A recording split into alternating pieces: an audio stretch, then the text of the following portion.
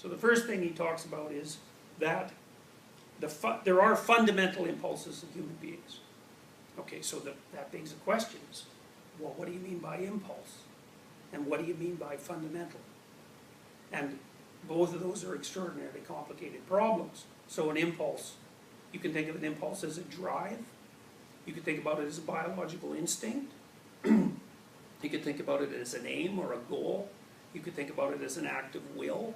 Like there's endless questions that hang off that question, but we could start with the idea that we perhaps can't define it, but we are willing to go with the proposition that people do have impulses. And I think maybe that's manifest to you most particularly when you're attempting to do something voluntarily and something involuntarily interferes with that. You know, so maybe you're sitting down to try to get some work done, and the work is not of any particular intrinsic interest, but you regard it as necessary, you know, necessary element in some higher order scheme. And so you're attempting to organize yourself so you will in fact concentrate on that particular relatively mundane activity. But what you find when you sit down to actually engage in that is you can't do it. You have to go do the dishes, or you have to clean under the bed, or you have to have a sexual fantasy, or there's some other thing that you could do that's useful but that you wouldn't normally do that you'll go do instead, or that you fall asleep, or that you get hungry, or like there's an endless number of, let's call them impulses, that might arise to interfere with your conscious movement forward. Well, exactly what are those things? Well, Nietzsche certainly conceptualizes the human being as a place where those things live. And he does mean live too, because he wouldn't refer to them as demons or genies without introducing the metaphorical conception of something that lives. And so partly what Nietzsche reveals in those sentences is that he conceptualizes a human being as the dwelling place of spirits. And some of them are genii, let's say. That's the root word of genius. That's the terribly powerful thing that exists in the terribly small compartment, right, that you have to call forth. And some of them are demons. And demons are things that have their own autonomous will and that generally aren't aiming for the good. So those are all things Nietzsche just lays out as implicit parts of the sentence. So he activates all those ideas, whether you know it or not, in your mind to the degree that you process the sentence. And those things start to take on a life of their own, those ideas. And so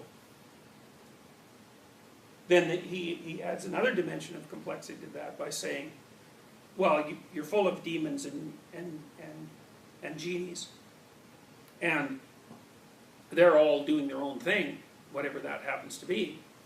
But each of them, if left to their own devices, would attempt to remake the entire world in their form. And so I thought of this from a narrative point of view, or from a symbolic point of view. In old stories, in folk tales and fairy tales, you often have cyclops, and one-eyed giants. And there's a sexual connotation to that, which is apropos that the psychoanalysts would certainly point out. But the one-eye idea is that this thing is gigantic and wants one thing. And so that's another way that Nietzsche is conceptualizing the fundamental structure of the human psyche. It's a dwelling place full of one-eyed giants, and they're constantly, well, one way of looking at it is they're constantly at war. One of them wants to be the largest one-eyed giant and dominate everything else. And then one of the things that, so Nietzsche takes that argument further, and he says, not only is this always happening in human beings, but that if you look at philosophy, what it is it's a continual revelation of the attempt of some singular-minded psychic monster, psychological monster, to dominate the entire psychological structure, and therefore the entire cultural structure, and therefore the entire world. And then you can see in that the entire religious struggle of mankind to take this vast polytheistic vision of reality and to organize it into some sort of monotheistic and integrated structure, which you could also consider indistinguishable from the civilizing, the impulse that operates in human beings to become civilized. Because on the one hand, it might be a terrible thing that one one-eyed monster emerges to attempt to dominate all the others.